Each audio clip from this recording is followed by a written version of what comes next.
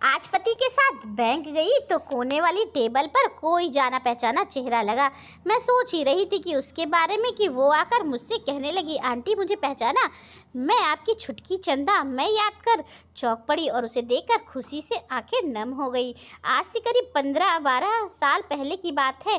13-14 साल की बच्ची चंदा मेरे घर आई और रोने लगी। चंदा मेरी काम वाली की बेटी थी। मेरे पूछने पर उसने कहा कि उसकी माँ अस्पताल में है, उसे कुछ पैसों की ज़रूरत है। मैंने उसे पैसे दिए और कहा कि काम की चिंता ना करे, पहले माँ की देखभाल करे और जब वो ठीक हो जाए तभी काम पर आए। उसने बड़ी कृतज्ञता भरी नज़रों से देखा और जल्द ही आने का कहकर चली गई। मगर होनी को कौन टाल सकता था। डॉक्टर्स उसकी माँ को नहीं बचा सके। पिता तो पहले ही उसकी माँ को छोड़कर दूसरी शादी कर चुका था। अब वो बिल्कुल अकेली हो गई। उस बच्ची का पर दुख का पहाड़ टूट पड़ा। उसका कोई दूर के रिश्ते का चाचा जो वही पास में ही रहता था उसे अपने साथ ले गया। मगर आजकल अपना तो सगा होता ही नहीं है, फिर पराए कहाँ से सगे होने लगे। उसकी चाची घर के काम भी करवाती, ऊपर से ताने देती। सो अलग एक चाचा था जो उससे थोड़ी बहुत सहानुभूति रखता था। उसे काम भी ठीक से नहीं आता था क्योंकि उसकी माँ उसे स्कूल भेजा करती थी पढ़ने को।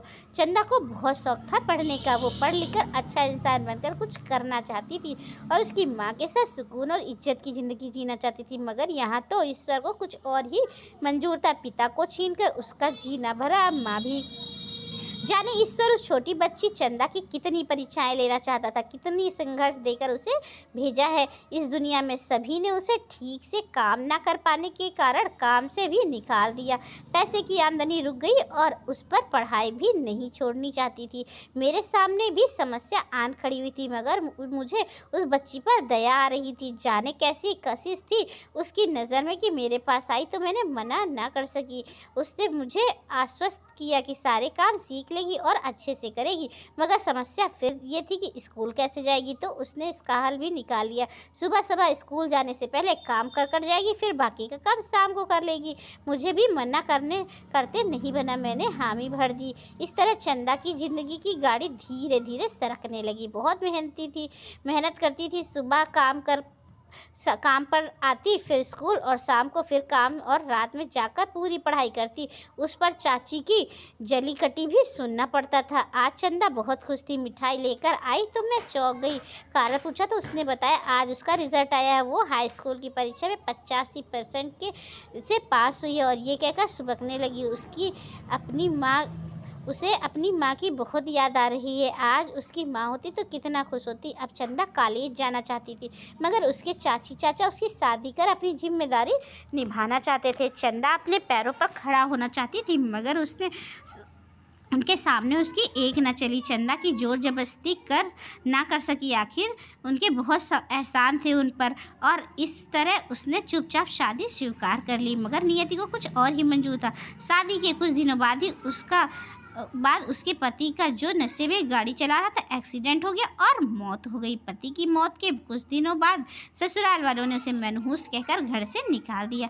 अब क्या करे, कहाँ जाए। वह एक स्वाभिमानी लड़की थी, किसी पर बोझ नहीं बनना चाहती थी।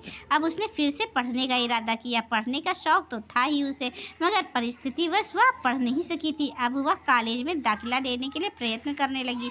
उसके लिए बहुत पैसों की जरूरत थी। पैसे देने के लिए तो लोग तैयार हो जाते थे, मगर उससे बदले गंदी नज़र से भाप चंदा चुप हो जाती थी।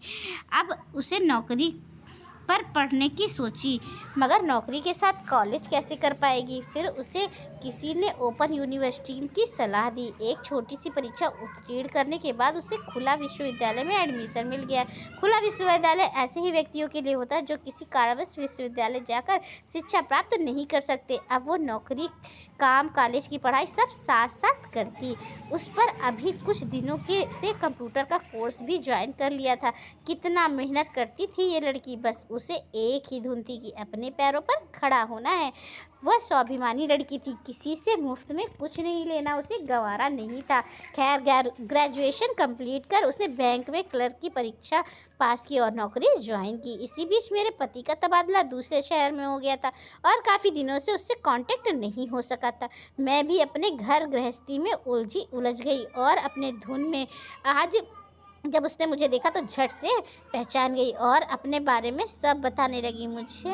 उसे मुझसे इतनी आत्मीयता से बातें करते देख एक पुरुष भी हम लोगों से मिलने आ पहुंचा। चंदा ने हंसते हुए अपने पति के रूप में उसका परिचय कराया। आज उसे इतना खुश देखकर अनायास ही मुंह से निकल पड़ा, आखिर इसके संघर्ष के दिन खत्म हुए। हे ईश्वर, इसने बहुत कष्ट देखा है, इसकी खुशी से तो खुशी यूं ही बनाए रखना।